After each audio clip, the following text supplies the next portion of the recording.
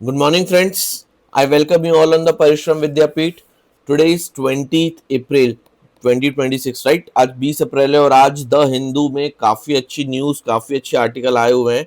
उस पर हम आगे बढ़ें उसके पहले एक छोटा सा quote, that is the only difference between dream and aim is that, right. Dream और एम में एक छोटा सा डिफरेंस है, that dream requires effortless sleep and aim requires sleepless efforts, है ना। कि हमें अपने एम्बिशन को पूरा करने के लिए स्लीपलेस एफर्ट्स देने हैं, मतलब कि हमें कठोर परिश्रम लगातार निरंतर करते रहना है और उसे फुलफिल करना है, वरना वो ड्रीम ही रह जाएगा। तो ड्रीम देखना ज़रूरी है, बट उसको फुलफिल करना और ज़्यादा ज़रूरी है विद दी बेटर एफर्ट, परिश्रम के साथ। ठीक है, चलिए इसमें आगे बढ़ते हैं हम। तो आज जो पहला न्यूज़ है, दैट इज़ अगेन जो कंटिन्यू चला आ रहा है, that is related to US Iran tension and the strait of Hormuz. ठीक है, तो आज हम देखते हैं कि आज एक सेकेंड राउंड ऑफ कॉन्फ्रेंस हम बात कर लें तो सेकेंड राउंड की बैठक हमको मिलने वाली है between the USA and the Iran. ठीक है, पाकिस्तान जिसको मीडिएट कर रहा है, तो उसकी सेकेंड राउंड की बैठक आज होगी। उसमें जो अभी सीज फायर चल रहा है, ठीक है, उस पर बातचीत होगी। और दूसरी बात, अभी हम बात कर लें तो 2 दिन पहले ही ईरान की तरफ से इंडिया के जो 2 वेसल्स हैं उस पर रोका गया था उसको। ठीक है, अभी आज ही 1 घंटे पहले सुबह की न्यूज़ है कि यूएस ने ईरान के किसी एक वेसल पे अटैक किया है। तो ये कंटिन्यूस चला आ रहा है। ठीक है, और जो मैप की लोकेशन की हम बात करें तो हमने देख रखा था कि स्ट्रेट ऑफ हॉर्मूज की लोकेशन बहुत इंपॉर्टेंट है फ्रॉम द मैप परस्पेक्टिव। तो अभी हम इस आर्टिकल की बात कर लें प्रेजेंट, तो डोनाल्ड ट्रंप ने ईरान को वार्न किया है that against action that it could disrupt if actions that could disrupt shipping in straight of Hormuz, right. कि अभी हम बात कर लें कि अगर ईरान कुछ गलत करता है या कुछ आउट ऑफ द बॉक्स जाके करता है तो स्ट्रेट ऑफ हॉर्मूज में काफ़ी डिस्ट्रप्शन हो सकता है। और इसी की वजह से अभी तक अगर हम इंडिया के पर्सपेक्टिव में बात कर लें तो मार्च से लेके अभी तक हमको उस रास्ते से 17% तक का ऑयल जो है वो कम होते देखने को मिला है हमारे इंडिया के इम्पोर्ट बिल में। ठीक है, नेक्स्ट हम बात कर लें तो अभी देखिए ये चीज़ तो हो गई, बट इसमें जो मेजर चीज़ है वो हमारा फॉरेन पॉलिसी को रिलेटेड बहुत एक इम्पैक्ट आएगा। क्या होता है, अभी शॉर्ट टर्म में तो ठीक है कि वो ऑयल के ऊपर भी बात हो रही है, क्रूड ऑयल के प्राइसेस जो है वो बहुत वॉलेटाइल हो गए हैं। ठीक है, ये सब चीज़ें तो है, बट हमारी फॉरेन पॉलिसी में क्या होगा अब कि जिस तरीके से पाकिस्तान का रोल बढ़ रहा है वेस्ट एशिया में, या फिर हम बात कर लें कि पाकिस्तान और यूएसए के बीच में जो नज़दीकियां बढ़ रही हैं वो कहीं ना कहीं हमारे फॉरेन पॉलिसी के ऊपर इम्पैक्ट करेगी। तो ये हमारे लिए एक ब्रॉडर डायमेंशन है। ठीक है, शॉर्टर रीजन, शॉर्टर उसमें तो ऑयल से रिलेटेड चीज़ें हैं वो तो ठीक है, बट पाकिस्तान का रोल एक बहुत बड़ा हमारे लिए दिक्कत है। जनरली बात करें तो स्ट्रेट ऑफ हॉर्मूज जो है वो 20% of the global oil trade को आप हैंडल करते देखने को मिलता है। ये आपसे जब स्ट्रेट ऑफ हॉर्मूज के ऊपर प्लेन्स में अगर क्वेश्चन पूछे तो एक वन ऑफ द स्टेटमेंट के तौर पे आ सकता है। अभी यहाँ पे वो लिख सकता है 50%। ठीक है, तो वो स्टेटमेंट गलत हो जाएगा, याद रखिएगा। तो वो 20% हैंडल करता है। US Iran tension, maritime security, obviously maritime security threaten कर रहा है हर देश के लिए। heavily dependent on import crude India obviously। volatile अगर रहेंगे जितने भी तेल के दाम, जब तक जियोपॉलिटिकल रिस्क उतना ज़्यादा बढ़ता रहेगा। ये कंटिन्यू हम देखते आ रहे हैं कि इंडिया पे क्या इम्प्लीकेशन पड़ेगा, हमारी एनर्जी सिक्योरिटी जो है वो रिस्क बढ़ती है अगर सप्लाई नहीं आता तो। ठीक है, जितना ज़्यादा ऑयल महंगा होगा उतना ज़्यादा हमारा इम्पोर्ट बिल बढ़ेगा। ठीक है, इम्पोर्ट बिल बढ़ता है तो दिक्कत क्या होती है, इन्फ्लेशन बढ़ता है, महंगाई बढ़ती है। क्यों, हमें ज़्यादा पैसे देना पड़ेगा। पहले हम एक बैरल ऑयल के लिए हम बात कर लें फॉर एग्ज़ाम्पल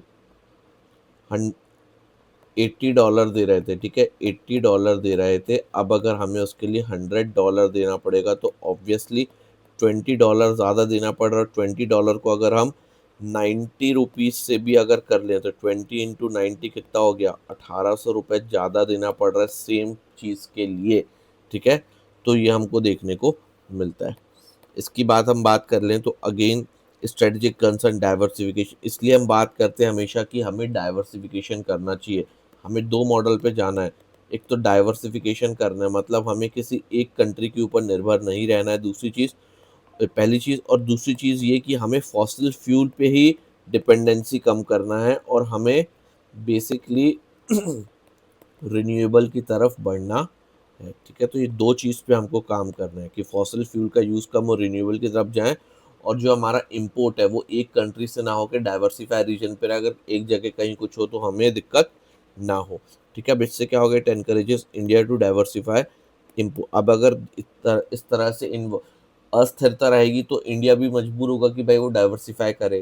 खैर वो वैसे भी पहले से कर रहा है इंडिया, ठीक है। तो एक ये चीज़ होगी, रिन्यूएबल पे फोकस होगा, रिजर्व हमें और बढ़ा के रखना चाहिए, सप्लाई डिस्ट्रप्शन होगा एक तो कौन सी ये है, प्राइस बढ़ेंगे जो हमने देख लिया, और स्लो डाउन होगी।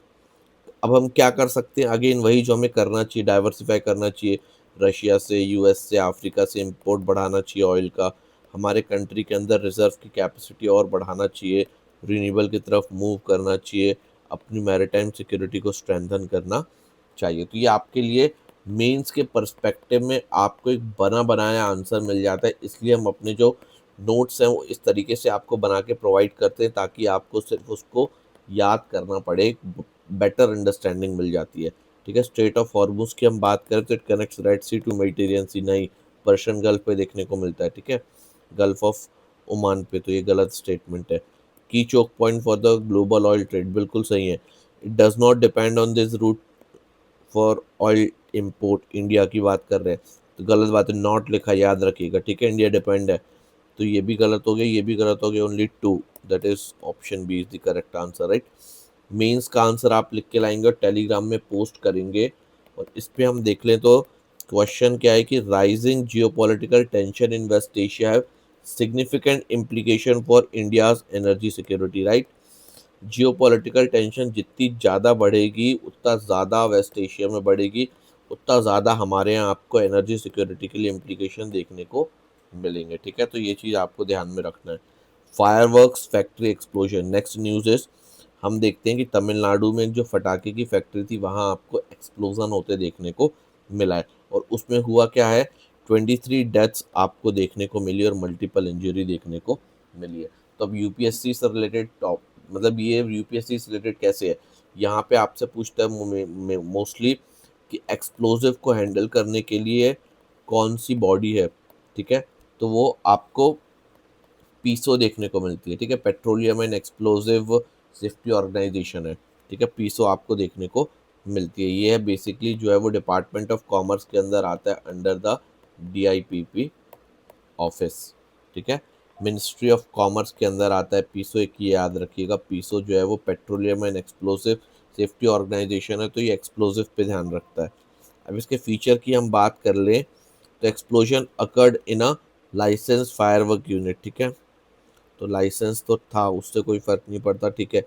High casualty due to the chemical storage and working condition, obviously हम बात कर लें इन फैक्ट्रीज की, एक तो ये इनफॉर्मल मैनर में चलती हैं, कौन सी, फायरवर्क फैक्ट्रीज, ठीक है, और ये भी प्रेजेंट कहाँ देखने को मिलती हैं, ओवर क्राउडेड रीजन में, शहर के अंदर जहाँ बहुत सारी आबादी रह रही है, इनफॉर्मल वे में चल रही है, प्रॉपर पेपर वर्क नहीं होता है, ठीक है, इंडस्ट्रियल एक्सीडेंट वहाँ पे होते ही रहते हैं, अनट्रेन्ड वर्कर काम करते हैं, सेफ्टी नॉर्म्स प्रॉपर फॉलो नहीं होता है, तो ये सब बेसिक चीज़ें हैं।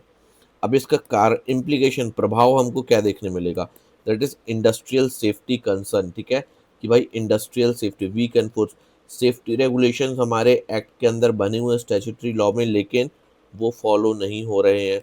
लेबर का इशू, वर्किंग कंडीशन सही नहीं है, इनफॉर्मल वर्क प्लेस है, ओवर क्राउडिंग है, इंस्पेक्शन मॉनिटरिंग सही नहीं हो रही है, ठीक है, इकोनॉमिक इम्पैक्ट लोकल इंडस्ट्री पे, एम्प्लॉयमेंट भी, ये सब चीज़ें आपको देखने को मिलती है। तो मोस्टली ये आपको मेंस के लिए पूछ सकता है, और प्रीलिम्स के लिए जो पूछेगा उसे पीसो से पूछेगा कि पीसो क्या है, ठीक है, ये आपका नोट्स में दिया नहीं है। पीसो इज बेसिकली, लिख लीजिएगा, नोट कर लीजिएगा, पेट्रोलियम, ठीक है, petroleum and safety, petroleum and explosive safety organisation, organisation जो कि आपको मिनिस्ट्री ऑफ कॉमर्स के अंदर देखने को मिलता है। अब क्या है कि ये कौन सी बॉडी है, ये एक स्टैट्यूटरी बॉडी है, ये एक स्टैट्यूटरी बॉडी है जिसका मेजर काम है एक्सप्लोजिव्स पे ध्यान रखना, ठीक है। तो ये एक्सप्लोजिव्स पे आपको ध्यान रखते देखने को मिलते हैं। क्लियर? चलिए, सो ये चीज़ आपको देखने को मिलेगी। Now next is poor working condition. Mostly यही चीज़ आपसे पूछेगा, और जो मोस्ट पूछेगा भी तो ये जनरलाइज स्टेटमेंट पूछेगा, वो तो आप कर लोगे। ना प्रो एंड कॉन्स। अब प्रो क्या है इसका भाई? Structure push. अगर ऐसे इंसिडेंट हुए, अब ऐसे इंसिडेंट चीज़ों को अगर सामने लाए हैं, जागरूकता में लाए हैं, तो रेगुलेशन बढ़ने के चांसेस हैं, अवेयरनेस बढ़ेगी, ठीक है। अपॉर्चुनिटी है, उसको एक अपॉर्चुनिटी की तरह लेना चाहिए कि भाई हमें अब रिफॉर्म करने की ज़रूरत है, वरना ऐसे एक्सीडेंट होते ही रहेंगे। हम देखें तो कंटिन्यूस ऐसे एक्सीडेंट आपको साल दर साल हमेशा देखने को मिलते हैं। दूसरी बात, अब दिक्कत क्या है इसमें कि भाई लाइफ चली गई, 23 लोगों की डेथ हो गई, लोकल इकोनॉमी डिस्टर्ब हो गई वहाँ पे सब आजू बाजू में भी, ठीक है। Damage to industries, systematic failure है कि भाई लॉज हैं उसके बाद भी ऐसी चीज़ें क्यों हो रही हैं, ये सब चीज़ें आपको देखने को मिलती हैं। अगेन वे फॉरवर्ड में क्या है कि हमारे यहाँ फैक्ट्रीज एक्ट बना हुआ है 1948, लेकिन उसका इन्फोर्समेंट सही क्यों नहीं हो रहा है? कैसे उस ओवर क्राउडेड रीजन में इतनी आपको इंडस्ट्री देखने को मिल रही है? वर्कर्स को क्या ट्रेन नहीं किया है? सेफ्टी टेक्नोलॉजी वहाँ पे नहीं है क्या? ये सब चीज़ें हैं, और अगर नहीं है तो इसको हमको पॉजिटिव मैनर में लिखना है कि ये सब चीज़ें होनी चाहिए, तो यही आप उसको लिखेंगे वे फॉरवर्ड में, राइट। देन एमसीक्यू पे हम देखें तो factories act 1948 deals with safety health welfare of the worker. सही बात है। Firework industries are largely part of organise sector. गलत है, ये किसका है? इनऑर्गेनाइज सेक्टर का, इनफॉर्मल इन नेचर है, ठीक है। तो ये स्टेटमेंट गलत हो गया। Tamil Nadu is major hub of fire cracker industry, बिल्कुल सही है। तो 1 and 3 is the correct answer. Means का आंसर आप लिख के लाएंगे, that is recurring industrial. Recurring मतलब लगातार हो रहा है क्या? Industrial accident in India highlights serious gap in safety regulation and enforcement, critically examine. दोनों तरीके से हमें एग्जामिन करना है कि भाई जो बार बार इंडस्ट्रियल एक्सीडेंट हो रहे हैं इंडिया के अंदर, उसमें हमको सीरियस गैप देखने को मिल रहा है, रीजनल एनफोर्समेंट देखने को मिल रहा है, उसको क्रिटिकली एग्जामिन कीजिए। ये चीज़ आपको देखने को मिलती है, ठीक है। तो आप इसको लिख के लाएंगे। Now next is unregulated sale of acid in urban factories. ये एसिड से रिलेटेड हमको आर्टिकल देखने को मिल रहा है कि दिल्ली में क्या हुआ है कि एक जो 26 वर्षीय महिला है उसने 21 वर्षीय महिला के ऊपर जो है वो एसिड थ्रो किया है, ठीक है। तो ये यहाँ से न्यूज़ है कि एसिड की अवेलेबिलिटी कैसे इतनी आसानी से, जब लॉ है कि नहीं हो सकता है, बहुत स्ट्रिक्टर रूल है उसके लिए, तो इतनी आसानी से कैसे मिल रहा है? तो ये सब चीज़ें हैं, ठीक है। तो हम बात करें तो न्यू दिल्ली के अंदर पालम, खासकर पालम कॉलोनी में sold openly as a cheap toilet. अभी ये जो एसिड है मोस्टली चीप टॉयलेट क्लीनर के हिसाब से मोस्टली यूज़ होता है, और वो बिना आईडी प्रूफ के द्वारा ही, चाहे वो रिटेल दुकान हो कोई भी, उसको बेच देता है मोस्टली। लेकिन सुप्रीम कोर्ट की गाइडलाइन है कि बिना पहचान पत्र के, बिना आईडी प्रूफ के कोई भी सेलर जो है वो एसिड को नहीं बेच सकता। याद रखिएगा, ये सुप्रीम कोर्ट की गाइडलाइन है, ठीक है। द सेलर इवन सजेस्टेड, मतलब सेलर ने और बोला कि इससे ऊंचा वाला लेके जाओ, ठीक है। तो ये गलत है। सुप्रीम कोर्ट की गाइडलाइन के अनुसार पहचान पत्र देना जरूरी है। प्राइस एंड एक्सेसिबिलिटी की हम बात करें, 20 से 50 रुपये तक सस्ता मिल रहा है, ठीक है। ग्राउंड रियलिटी हम देखें कि despite laws regulating corrosive substance, अभी हम इस तरह इसमें देखते हैं कि मोस्टली इतनी ज़्यादा कोरोसिव सब्सटेंस होने के बावजूद ये, या फिर इतने सख्त लॉ होने के बावजूद इतने खुले तौर पे आसानी से बिक रहा है, ठीक है। इस न्यूज़ की हम बात कर ले पर्टिकुलरली, तो 26 ईयर ओल्ड वुमेन जो है उसने 21 वर्षीय महिला के ऊपर, अब ये सब चीज़ तो कॉमन हो गई, इससे क्वेश्चन नहीं आएगा। मोस्टली क्वेश्चन आएगा हमारे यहाँ इसके ऊपर कौन सी पॉलिसीज़, कौन से लॉ, कौन से सुप्रीम कोर्ट की गाइडलाइंस, कोई रूल्स, ऐसा कुछ है क्या जो इसको रेगुलेट करता है, ठीक है। क्वेश्चन वहाँ से पूछेगी यूपीएससी। तो सुप्रीम कोर्ट ऑफ इंडिया की हम बात कर ले, 2013 में उसने मैंडेट किया था आईडी प्रूफ की, आईडी प्रूफ होना ही चाहिए। Maintenance of sale record, sale record maintain होना चाहिए कि किस किस को बेचा है, एक पूरा रजिस्टर्ड मेंटेन होगा, उस वहाँ पे आईडी प्रूफ नंबर लिखा होगा, किसको बेचा उसका नाम होगा, ऐसा पूरा रजिस्टर्ड मेंटेन चाहिए, तभी चीज़ होगी, बट वैसा नहीं है। तो ये सुप्रीम कोर्ट की गाइडलाइन देखने को मिली थी, which is not effectively implemented. ये तो हो गई सुप्रीम कोर्ट की तरफ से। अब हमारी सरकारें क्या कर रही हैं? तो सरकारें ने, अभी हम बात कर लें तो ओपनली बिक रहा है। तो अब सरकार की हम बात कर लें तो विदाउट डॉक्यूमेंटेशन। अब होम मिनिस्ट्री का रिपोर्ट इनसाइड है ना, होम मिनिस्ट्री की हम बात कर लें तो reported 80 to 90% of the acid attack perpetrator are source acid from local market, है ना। होम मिनिस्ट्री का खुद का डेटा है कि 80 से 90% जो एसेट्स है वो लोकल मार्केट के थ्रू मिलता है। अभी 1 साल पहले की बात है कि किसी व्यक्ति ने किसी युवती के ऊपर जो एसेट फेंका वो ई कॉमर्स वेबसाइट से खरीदा हुआ था, बताइए। तो ये था, ये चीज़ आपको तक देखने को मिलती है। तो इसमें फीचर्स क्या देखने को मिल रहे हैं, बहुत ज़्यादा विदाउट रेगुलेशन अवेलेबिलिटी देखने को है, सुप्रीम कोर्ट की गाइडलाइन का फॉलो नहीं हो रहा, हाई मिसयूज़ पोटेंशियल है, ठीक है। इनफॉर्मल रिटेल सेलिंग बहुत ज़्यादा हो रही है। अब इससे इम्प्लीकेशन क्या हो रहा है, हेल्थ हैज़ार्ड्स, गवर्नेंस की फेलियर, जेंडर बाइज वायलेंस, ठीक है। मोस्टली हम बात करें तो ये जेंडर बेस्ड वायलेंस मोस्टली, ये खैर इस न्यूज़ में तो दोनों महिलाओं के बीच में हुआ है, बट ये हम देखते हैं कि जेंडर बेस्ड या मेल द्वारा ज़्यादा किया देखने को मिलता है, ठीक है। लॉ एंड ऑर्डर को थ्रेट करता है, सोसाइटी में सेफ्टी को, ये पब्लिक सेफ्टी को प्रभाव डालता है। कि इम्प्लीकेशन मीन्स में अगर पूछे तो आपको एज इट इज़ इसके ये चीज़ें लिखनी होती है। प्रो एंड कॉन्स की हम बात करें तो इट इज़ कहाँ पे यूज़ होते हैं, लो इनकम हाउस होल्ड में ये आसानी से टॉयलेट क्लीनर की तरह यूज़ होते हैं, ठीक है। लीगल लॉ फैसिलिटीज़, बेसिकली इस पे हम बात कर लें तो इसके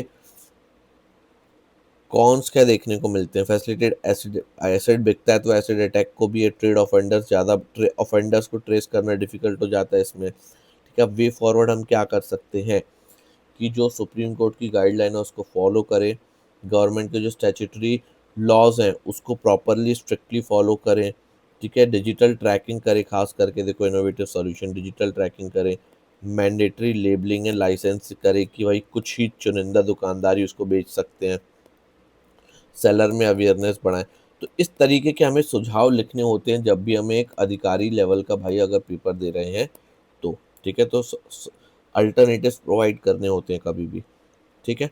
चलिए, now question is regarding acid safe regulations, ID proof is mandatory, right, सही बात है।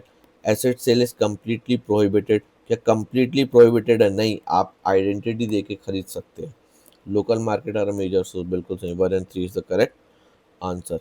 अभी इसमें हम मेन क्वेश्चन लिख के आएंगे मेंस का, easy availability of the acid reflects deeper governance and regulatory failure in India, ठीक है। ऑब्वियसली हमको गवर्नेंस एडमिनिस्ट्रेटिव फेलियर देखने मिल रहा है कि इतनी आसानी से खुले में अगर एसिड बिक रहा है तो हमें उसको क्रिटिकली एग्जामिन करना है। क्रिटिकली एग्जामिन मतलब दोनों तरीके से कि भाई लॉज बने हुए हैं, सुप्रीम कोर्ट की गाइडलाइंस है, रूल्स हैं, थोड़ा सी ये चीज़ें भी दिखानी है कि क्या क्या हम कर रखे हैं, लेकिन उसके बाद फिर दिक्कतें क्या है वो दिखानी है विद रिफॉर्म्स के हम आगे क्या कर सकते हैं, ठीक है। अब डिलिमिटेशन की हम बात करें, अगेन ये रिपीटेटिव टॉपिक, बट ये बहुत इंपॉर्टेंट टॉपिक है जो कि पूछा ही जाएगा तो वापस से उसको रिकैप करना ही पड़ेगा। ये जो आज का आर्टिकल था उसमें फैक्चुअल चीज़ें ज़्यादा है कि डिलिमिटेशन क्या होती है, क्यों करना चाहिए, सही हो रहा है कि नहीं हो रहा है, विमेन रिजर्वेशन बिल से उसको जोड़ के, तो ये सब चीज़ें हम डिस्कस करेंगे। The article discusses the upcoming delimitation exercise after 2026 link to the constitution 131st amendment act. ये याद रखिएगा, कॉन्स्टिट्यूशन 131 अमेंडमेंट बिल से जुड़ा हुआ देखने को मिलता है, ठीक है। डिलिमिटेशन एक्सरसाइज आफ्टर 2026, ठीक है। चलिए, which raises concerns about representation, population control and federal balances, बिल के अंदर पर्टिकुलर चीज़ें देखने को मिलती हैं और 131st अमेंडमेंट बिल के द्वारा ये देखने को मिल रहा है, ठीक है। अब मेजर चीज़ जो है कि भाई इसमें जहाँ पे यूपीएससी क्वेश्चन पूछेगा वो है आपके कॉन्स्टिट्यूशन के आर्टिकल्स के ऊपर कि डिलिमिटेशंस करने पे कौन कौन से आर्टिकल प्रभावित होते हैं, ठीक है। तो डिलिमिटेशन के बारे में जो है वो आर्टिकल 82 में पार्लियामेंट से रिलेटेड और आर्टिकल 172 में स्टेट लेजिस्लेटिव से सारी बातें कही हुई है, ठीक है। तो ये चीज़ आपको देखने को मिलेगी, which require readjustment of the Lok Sabha and assembly seats after each census. तो ये चीज़ आपको देखने को मिलती, आर्टिकल 82 एंड 170 ये दोनों को आप मार्क करके रख लीजिए, इसको आप याद रखेंगे, ठीक है। देन फ्रीज ऑन डिलिमिटेशन की फ्रीज करने की बात की गई। अभी अमेंडमेंट 42nd अमेंडमेंट एक्ट और 84th कॉन्स्टिट्यूशनल अमेंडमेंट एक्ट, ठीक है, इसको याद रखेंगे आप दोनों, 42 का डबल 84th याद हो जाएगा। तो 1976 से लेके 2001 तक under 42nd constitutional amendment act तक फ्रीज किया गया था, और 2001 से लेके 2026 तक under 84th constitutional amendment act के द्वारा डिलिमिटेशन फ्रीज किया गया था। ठीक है, तो ये दो चीज़ आप याद रखेंगे। ठीक है, देन अब क्या हो रहा है कि 2026 ख़त्म हो चुका है, तो डिलिमिटेशन अभी एक्चुअली होना चाहिए जो लेटेस्ट सेंसस होगा उसके हिसाब से। और जो विमेन रिजर्वेशन बिल आया था कब, 2023 में, तो एक बात ध्यान रख लीजिए, विमेन रिजर्वेशन बिल पास हो चुका है 2023 में ही। अभी जो आया है वो आपका अमेंडमेंट है 2023 के बिल के ऊपर। ठीक है, सो अभी विमेन रिजर्वेशन बिल जो 2023 में आया था उसमें ये बात कही गई थी 2023 के बिल में कि भाई पहले क्या होगा, पहले सेंसस होगा, उसके बाद डिलिमिटेशन होगा, उसके बाद आपका जो है वो सीट्स जो है विमेन की इंक्रीज की जाएगी, और ये मोस्टली 2029 तक नहीं हो पाएगा, तो उसको 2034 तक ही इम्प्लीमेंट करा सकते हैं। लेकिन अब चेंजेस की क्या बात हो रही है कि सेंसस तो अभी हो नहीं पाएगा मतलब पूरा कंप्लीट, तो अभी लेटेस्ट सेंसस की बजाय हम जो पुराना सेंसस है दैट इज़ 2011 का, उसी को हम प्रोपोर्शनेट बेसिस पे सीट्स को बढ़ा देते हैं नियर अबाउट 50%, तो उसमें 816 सीट्स हो जाएगी, और इस बढ़ी हुई सीट्स में हम जो है बेसिकली डिलिमिटेशन करके विमेन को रिजर्वेशन दे सकते हैं। यही चीज़ इसमें कही गई थी। ठीक है, चलिए, सो अब इसमें आर्टिकल से रिलेटेड हमने बात कर ली, तो यही चीज़ें हम घूम घूम के वापस वही आ रहा है कि भाई इसके बीच में नॉर्थ और साउथ के बीच में हमको डिबेट देखने को मिल रहा है, और यहाँ पे मेजरली हम बात करें तो स्टेट्स जो हैं वो अपने आप को पीनलाइज महसूस कर रहे हैं कि भाई हमने पॉपुलेशन कंट्रोल पे काम किया, तो साउथ इंडिया में मोस्टली सदर्न स्टेट्स का कि they will lose the representation. ठीक है, तो ये चीज़ देखने को मिल रही है, खास करके आर्टिकल 82 और 170, ये दो को याद रखिएगा आप, ये डिलिमिटेशन से रिलेटेड संविधान में दिए हुए हैं। तो interstate migration factor, interstate migration complicate limitation as population shift, है ना, कि ऑब्वियसली हम देखते हैं मूवमेंट होता है, पॉपुलेशन का माइग्रेशन होता है, तो वहाँ पे भी हम देखते हैं कि जो डिलिमिटेशन है वो भी एक मेजर फैक्टर रोल प्ले करता है। तो ये पढ़ ही रहे हैं हम, इंटर कॉन्स्टिट्यूशनल बेसिस क्या अभी 2026 में सिनेरियो हमको क्या क्या देखने को मिलते हैं, उसमें एक तो पॉपुलेशन डिबेट, ग्रोथ, पॉपुलेशन के ग्रोथ की, माइग्रेशन की, फेडरल कंसर्न की, भाई ऑब्वियसली सदर्न स्टेट्स और नॉर्दर्न स्टेट्स के बीच में झगड़ा कि हमने पॉपुलेशन पे ज़्यादा काम किया। अब हम क्या कर सकते हैं, ये एक ज़्यादा बड़ा इंपॉर्टेंट और ज़्यादा अच्छी चीज़ है कि भाई हमें सजेशन देना, हम क्या कर सकते हैं। अभी लड़ाई झगड़ा तो ठीक है कि ये कारण है, अब हम उसके वे फॉरवर्ड की बात करेंगे कि जो संविधान में दिया हुआ है कि डिलिमिटेशन सिर्फ और सिर्फ पॉपुलेशन के बेसिस पे होगा, तो सदर्न स्टेट्स मानते हैं कि भाई पॉपुलेशन के आधार पे होगा तो हमें दिक्कत है। ठीक है, क्योंकि हमने पॉपुलेशन कंट्रोल पे काम किया है, तो आप संविधान में चेंज करके पॉपुलेशन की बजाय सिर्फ पॉपुलेशन ना रख के आप उसमें एरिया भी जोड़िए, डेवलपमेंट को भी जोड़िए, और फिजिकल कंट्रीब्यूशन को भी जोड़िए। सदर्न स्टेट्स देखते हैं हम कि टैक्स कंट्रीब्यूशन में बहुत ज़्यादा कंट्रीब्यूट करते हैं, तो उनका कहना है कि आप पॉपुलेशन के अलावा ये तीन चीज़ भी उसमें जोड़िए, area, development level, physical contribution, ये भी जोड़ना ज़रूरी है, तो उनका ऐसा कहना है। Then political and policy implications की हम बात करें, डिलिमिटेशंस में reshape political power balance and influence national policy priority. ठीक है, अब डिलिमिटेशन की वजह से हम देखते हैं कि सीट्स चेंज होंगी, अगर नॉर्थ का प्रोविजन ज़्यादा बढ़ता है तो पॉलिसी मेकिंग में भी उसका इन्फ्लुएंस देखने को मिलेगा। अब फीचर्स क्या हैं, कॉन्स्टिट्यूशन के आर्टिकल्स 82 170, डिलिमिटेशन यहाँ तक बढ़ेगा 26 तक, तो मोस्टली अब ये सब चीज़ें कॉमन है जो हम लगातार देखते हुए आ रहे हैं कल से, नॉर्थ साउथ के बीच में divide, incentives, penalty, resource allocation, pro and cons, mostly सब कंटिन्यूशन में ही है। आप इसको पीडीएफ से पढ़ सकते हैं। ठीक है, तो अब वे फॉरवर्ड, अब सोल्यूशन की बात करनी है, और जब हम सोल्यूशन की बात कर रहे हैं तो सोल्यूशन में हमको बात करना है बैलेंस फार्मूले की, balance formula combining population and other factor. अब अदर फैक्टर में हमने जैसे बात कर ली कंट्रीब्यूशन की, फिजिकल कंट्रीब्यूशन, एरिया, उसकी हम बात कर सकते हैं। Protect federal structure. Federal structure मतलब सिर्फ और सिर्फ सेंटर का ही उसमें ना चले कि किसी पर्टिकुलर नॉर्दर्न स्टेट्स की ना चले, एक बैलेंस बना होना चाहिए। ट्रांसपेरेंट सिर्फ कहने के लिए नहीं होना चाहिए, दिखना भी चाहिए, ठीक है। और कभी भी आप करो तो डायलॉग में लेके करो, मतलब सबकी सहमति से करो। देन क्वेश्चन की इसमें बात करें तो it mandated under article 82 delimitation, ठीक है, सही बात है। It has been frozen to 2026, ये भी सही है, 84 के द्वारा। It considers only economic factor, गलत है, पॉपुलेशन के बेसिस पे होता है, ठीक है। अब यहाँ पे आपको यूपीएससी फंसाएगा, क्या delimitation population, GDP, physical contribution, area, growth, इस सब के बेसिस पे होता है, तो गलत है, सिर्फ और सिर्फ पॉपुलेशन के बेसिस पे होता है, तो ये गलत है, तो ये सही है। तो नेक्स्ट इज मेंस के बारे में हम देखें तो डिलिमिटेशन पोस्ट 2026 में challenge the balance between democratic representation and federal equity in India critically examine. तो हम देखते हैं कि डिलिमिटेशन की वजह से डेमोक्रेटिक रिप्रेजेंटेशन और फेडरल इक्विटी जो है वो दोनों इम्पैक्ट होते आपको देखने को मिलती है, उसको हमें एग्जामिन करना है। क्लियर है?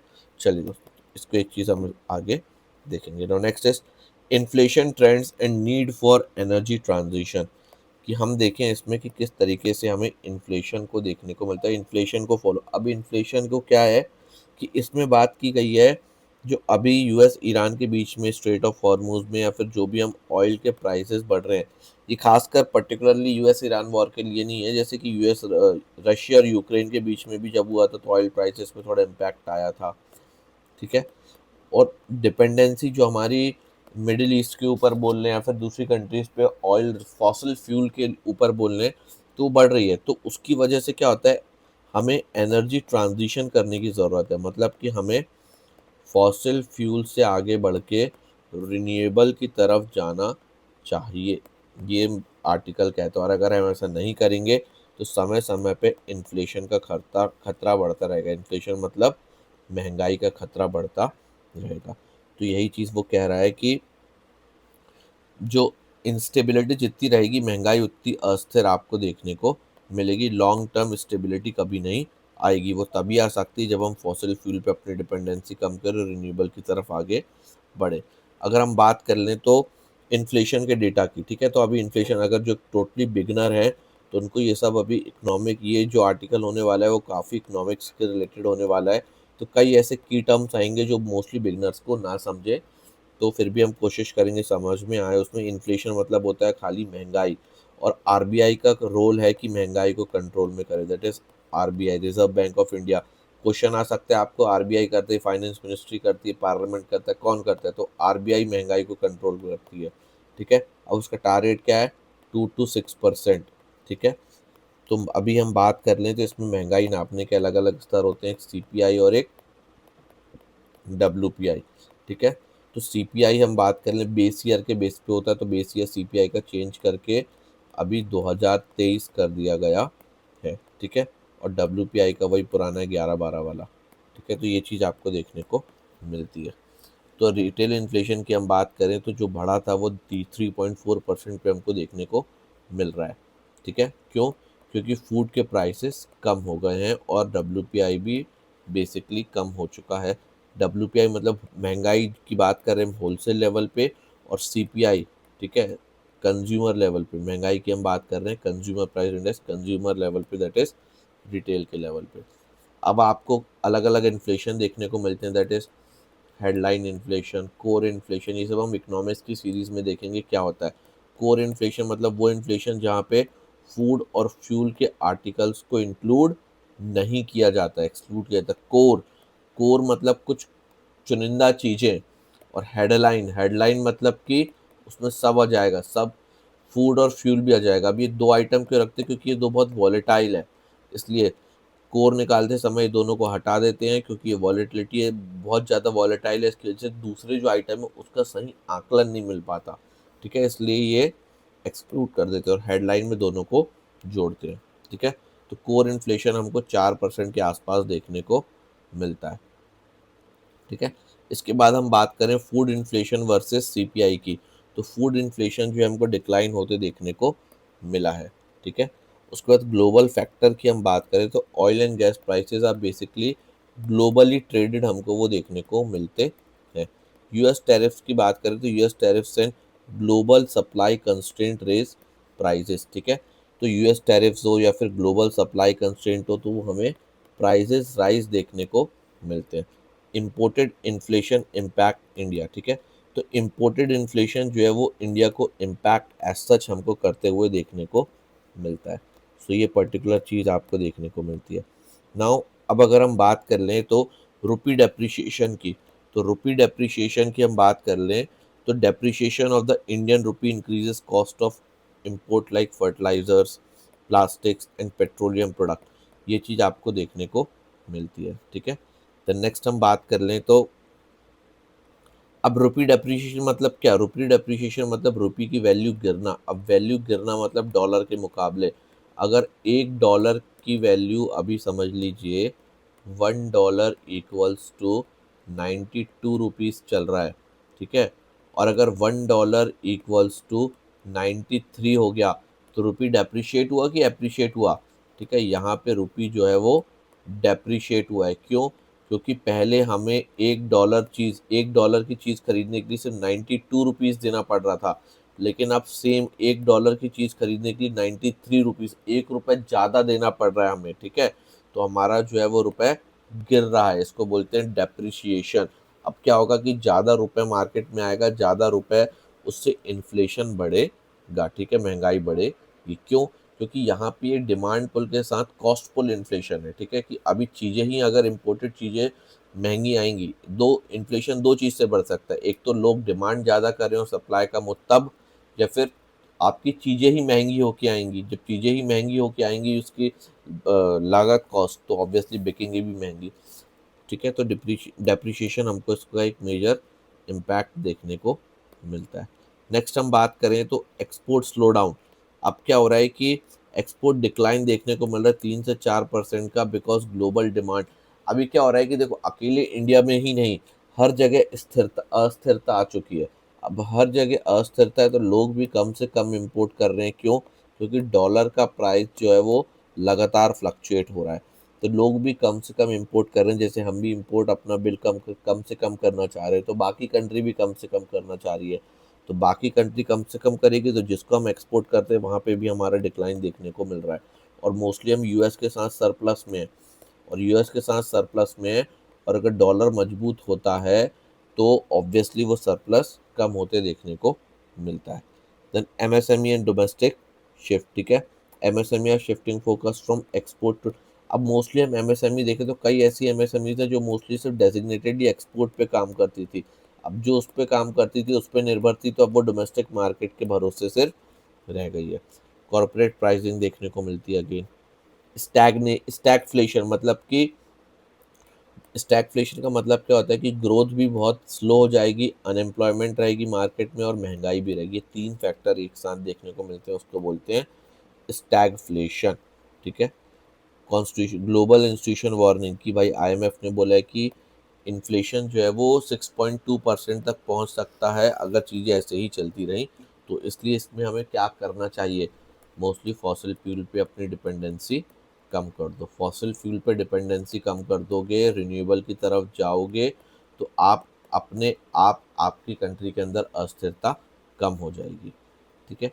अब की फीचर्स क्या है, mostly declining headline inflation by but rising core inflation, ठीक है। सीधी सी बात है कि हेडलाइन इन्फ्लेशन जो है वो कम होते देखने को मिल रहा है और कोर इन्फ्लेशन जो है वो राइज होते देखने को मिल रहा है। क्यों? क्योंकि फूड और फ्यूल के प्राइसेस तो हम बात कर लें तो वो कम हो रहे हैं। अब वो कम हो रहे हैं उसकी वजह से हेडलाइन इन्फ्लेशन कम हो रहा है और बाकी की चीज़ें महंगी हो रही हैं, ठीक है। तो ये आर्टिकल आपको देखने को मिलता है, इसको आप देख लेंगे आगे।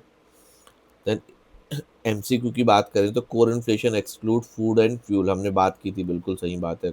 कोर और हेडलाइन के बीच में difference, declining CPI always indicate no inflationary pressure, गलत बात है। जैसे यहाँ पे ऑलवेज वर्ड वगैरह यूज़ हो तो हमेशा कि ऐसा ही होगा तो वो गलत हो जाता है, ठीक है। Rupee depreciation increases import cost, obviously जब अगर $1 की चीज़ पहले 90 रुपये लग रहे थे और अब अगर सिमिलर $1 के लिए 92 रुपये लगेंगे, तो हम अगर कोई चीज़ इंपोर्ट करेंगे तो हमारा इंपोर्ट बिल बढ़ेगा। तो 1 and 3 are the correct answer. Now mains के क्वेश्चन की बात करें तो इंडिया का जो करंट इन्फ्लेशन अपीयर्स, ठीक है, बिनाइन बट हाइट्स। अभी जो करंट इन्फ्लेशन है वो बिनाइन मतलब उतना ज़्यादा बहुत ज़्यादा देखने नहीं मिल रहा, काबू में देखने को मिल रहा है, ठीक है, इतना काबू में है। लेकिन हम अगर बात कर लें कि ये स्ट्रक्चर वल्नरेबिलिटी को छुपा रहा है कि हम कितना ज़्यादा वल्नरेबल हैं ऑयल प्राइसेस पे, तो इससे हमको बचना है। और इसको एनर्जी के साथ जोड़ के हम क्या कर सकते हैं, तो ये आंसर आपको लिखना है और क्या हमने किए वो भी लिखना है। लेबर अनरेस्ट एंड वेजेस, ठीक है। अभी ये न्यूज़ जो है आपको देखने मिल रही है कि अभी खासकर जो नोएडा में हम बात कर लें, प्रोटेस्ट हुआ था, ठीक है, कि सैलरी बढ़ाने को लेके लेबर्स की, ठीक है, चाहे वो नोएडा हो, दिल्ली हो या फिर गुड़गांव में हो, तो ये मिनिमम वेजेस सैलरी के ऊपर से हुआ था, ठीक है। तो अभी हम बात कर लें, हमारा लेबर कोड, नया लेबर कोड आया है, तो नए लेबर कोड में अभी मिनिमम वेजेस के बारे में कहा गया है, ठीक है। उसमें मिनिमम वेजेस के बारे में तो कहा गया है, ठीक है, बट वहाँ पे मिनिमम वर्किंग आवर्स को भी बदल दिया गया है। वो 8 घंटे से 12 घंटे कर दिया गया है कि भाई वर्किंग आवर्स आप 12 घंटे तक काम करवा सकते हो किसी से, लेकिन उसको सैलरी दे देना चाहिए। अब salary for example 15,000 minimum fix कर दी गई है, ठीक है, 15,000 मिनिमम फिक्स कर दी गई है, इतनी तो आप मिनिमम देंगे ही देंगे। आप काम ज़्यादा, पहले क्या था कि 9 घंटे था, अब काम आप उससे 12 घंटे करवा सकते हैं। मिनिमम सैलरी आप उसको 15 देंगे, बाकी इससे ज़्यादा तो आप उसको बढ़ा सकते ही हैं।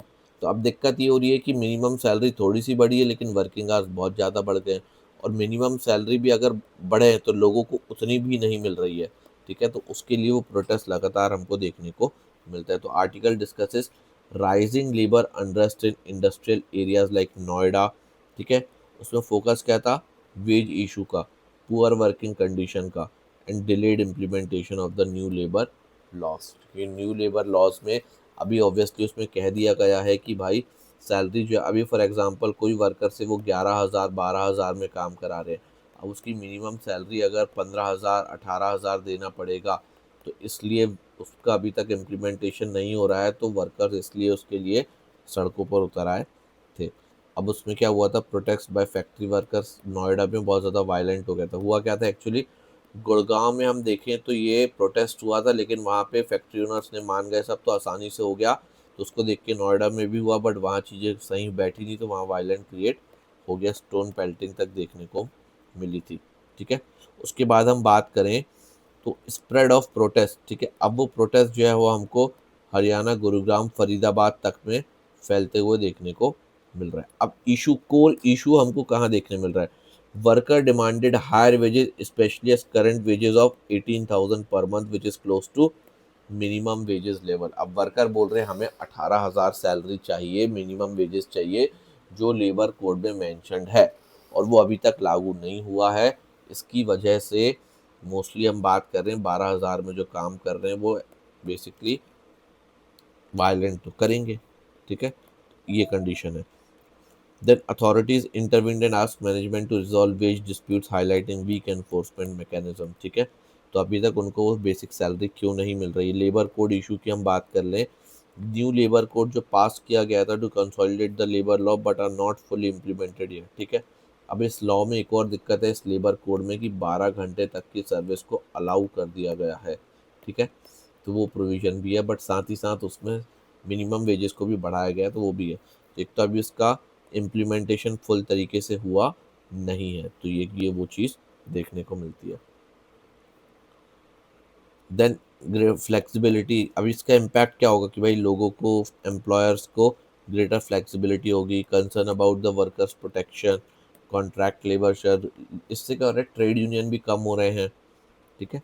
अब decline in formal labour union, अब कम हो रहे हैं, डिक्लाइन हो रहे हैं, क्यों, हैज़, बिकॉज ये सारे प्रोविजंस आपको, जो नया ट्रेड कोड है, जो लेबर लॉज है, उस लेबर लॉज के अंदर ट्रेड यूनियन में आपको बदलाव देखने को मिल रहे हैं, ठीक है। ट्रेड यूनियन एक्ट जो है 1926 का, उसमें बदलाव देखने को मिल रहे हैं। उससे क्या हो गया है, कलेक्टिव बार्गेनिंग जो थी ट्रेड यूनियन द्वारा, और पावर ऑफ वर्कर्स जो थी वो कम होते देखने को मिलती है, क्योंकि इसमें बहुत सारी कुछ है वो है इफ्स एंड बट्स या रोक लगा दी गई ठीक है।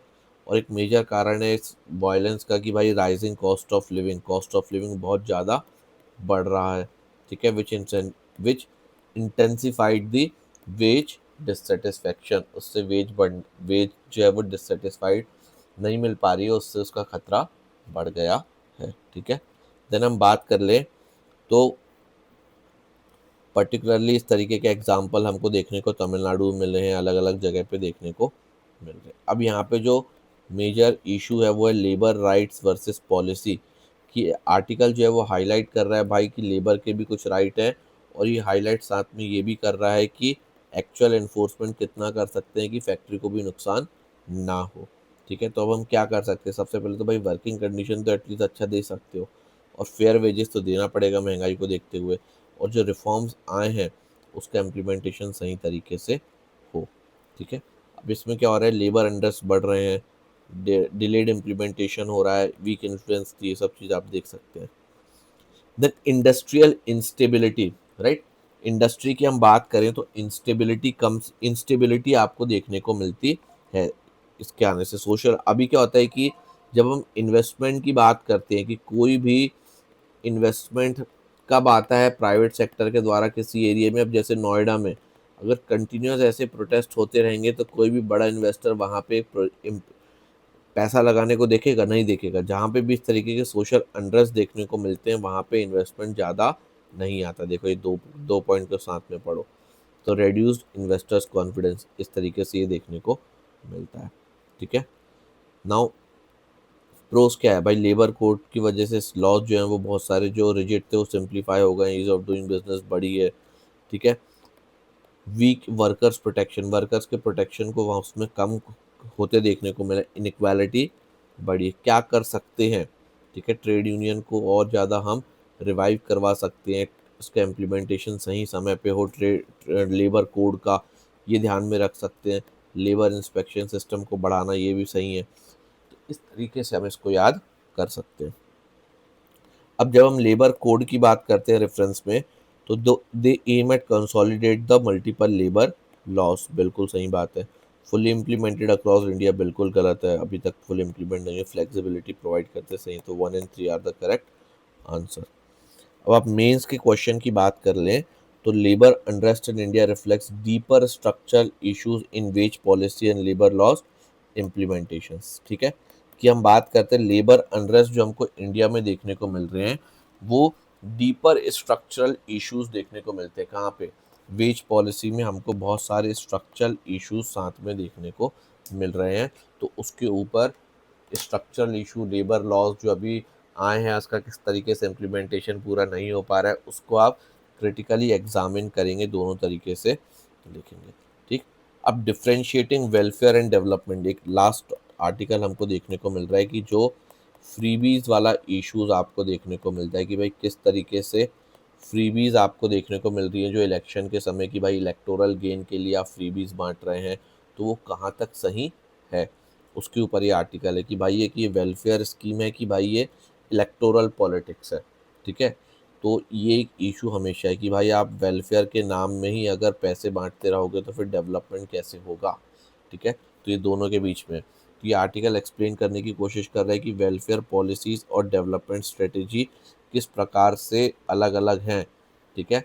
वेलफेयर पॉलिसी भी नो डाउट ज़रूरी है, हमारा वेलफेयर स्टेट है तो हमें वेलफेयर पॉलिसी करना है, बट उसकी कुछ लिमिट होनी चाहिए, और ख़ास करके इलेक्शंस के समय उसका एक प्रॉपर एक लॉ होना चाहिए कि भाई अब देखते हैं हम मोस्टली जो स्टेट इलेक्शन थे, हर जगह जहाँ भी स्टेट इलेक्शन होते हैं, चाहे वो सेंटर की गवर्नमेंट हो या फिर अपोजिशन हो, मोस्टली सिर्फ एक ही पैसा बांटने पे आ जाते हैं, ठीक है। तो वेलफेयर मेजर्स होने चाहिए, बट उसकी लिमिट कहाँ जाके रुकनी चाहिए, खासकर इमीडिएट रिलीफ देना, पैसे बांटना, तो वो लॉन्ग टर्म कितना स्ट्रक्चर, क्या कितना किफ़ायती हो सकता है, ठीक है। कर्जा बढ़ाना स्टेट के ऊपर कितना सही है कितना गलत है, तो वेलफेयर और डेवलपमेंट दोनों में एक डिस्टिंक्शन आपको यहाँ पे बताया गया है।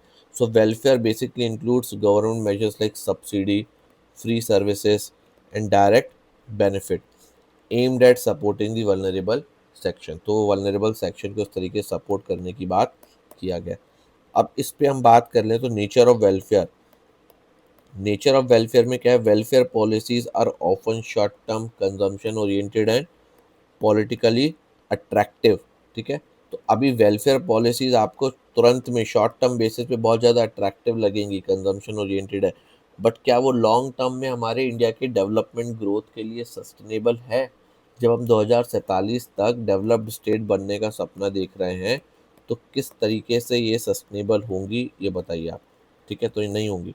तो इसी तरीके से इसमें क्या दिक्कतें हैं उसको आप देख सकते हैं। Then definition of development. Definition of development की जब हम बात कर रहे हैं तो development focus is on capacity building, infrastructure, education, health care and job creation. ठीक है, सो यहाँ पे हमको डेवलपमेंट फोकस देखने को मिल रहा है खासकर। अब देखो फ़र्क क्या है, ये जो होता है वो शॉर्ट टर्म और कंजम्पशन ओरिएंटेड है, क्या चीज़, वेलफेयर पॉलिसीज़। लेकिन जब हम डेवलपमेंट की बात कर रहे हैं तो ये कैपेसिटी बिल्डिंग की, डेवलपमेंट जो है वो कैपेसिटी को बिल्ड करने का काम करता है, इंफ्रास्ट्रक्चर को प्रमोट करने का काम करता है, एजुकेशन को बढ़ाने की बात करता है, हेल्थ केयर को प्रमोट कर रहा है और जॉब क्रिएशन तो कर ही रहा है। तो ये चीज़ें आपको देखने को मिलती हैं। देन लॉन्ग टर्म पर्सपेक्टिव की जब हम बात कर रहे हैं तो लॉन्ग टर्म पर्सपेक्टिव में, ठीक है, हमें सस्टेनेबल इकोनॉमिक ग्रोथ को इंश्योर करना है रेदर देन दी कंज्यूमरिज्म। ठीक है, रेदर देन दी वेलफेयरिज्म जो कि इलेक्टोरल गेन के लिए हो रहा है। ठीक है, तो वेलफेयर सपोर्ट्स वो इमीडिएट नीड को करता है लेकिन डेवलपमेंट को लॉन्ग टर्म डिपेंडेंसी पे टाल देता है। ठीक है, तो हमें डेवलपमेंट की ओर ज़्यादा फोकस करना चाहिए। और जो ओवर रिलायंस हो रहा है वेलफेयर स्कीम्स का, उससे फिस्कल बर्डन बढ़ रहा है, डिपेंडेंसी। अब क्या होगा, लोग डिपेंडेंट होते रहेंगे, लोगों को पता है कि भाई चुनाव आएंगे, सरकारें पैसा बांटेंगी, हमको फ़ायदा होगा, तो लोग और काम भी नहीं करेंगे इससे। ठीक है, तो डिपेंडेंसी बढ़ेगी, प्रोडक्टिविटी कम होगी और फिस्कल बर्डन तो देखते हैं हम स्टेट कर्जे पे डूबे जा रहे हैं। अब इसमें ज़रूरत क्या है, बैलेंस बनाने की ज़रूरत है दोनों के बीच में। ठीक है, अब बैलेंस कैसे बनेगा, जो टारगेटेड और डेवलपमेंट को प्रायोरिटाइज किया जाए कि क्या होना चाहिए, कितने लेवल तक होना चाहिए। ठीक है, दिस स्टेट अभी मोस्टली सेफ्टी नेट्स प्रोवाइड करना चाहिए लेकिन साथ में ग्रोथ भी होनी चाहिए। तो इसमें क्या हम कर सकते हैं पॉलिटिकली, सब लोगों को साथ में लाके सुप्रीम कोर्ट की गाइडलाइंस बना के अगर कुछ उसमें हस्तक्षेप हो सके तो एक प्रॉपर हमें रोड मैप डिसाइड करना चाहिए, वरना डेवलपमेंट एक दिक्कत में पड़ जाएगा और वेलफेयरिज्म के नाम, मतलब इलेक्टोरल गेन के नाम में जो है वो वेलफेयरिज्म चलता रहेगा। और welfare is equal to short term relief, development is long term growth. ठीक है, तो ये आप याद रख सकते हैं, अपने आंसर्स में यूज़ कर सकते हैं इस तरीके से, पिक्टोग्राफिक मैनर में, फ्लो चार्ट्स में ये पर्टिकुलर चीज़ें। ठीक है, तो बोथ आर कॉम्प्लीमेंट्री, आपस में दोनों चीज़ चलनी चाहिए। ऐसा नहीं कि हम सिर्फ डेवलपमेंट पे ही फोकस करें, नहीं, उसके साथ हमें वेलफेयर भी करना है, बट ऐसा नहीं कि सिर्फ और सिर्फ 100% ये करें और इस पे ध्यान ना दें। ठीक है, इसलिए बैलेंस बना के चलना ज़रूरी है।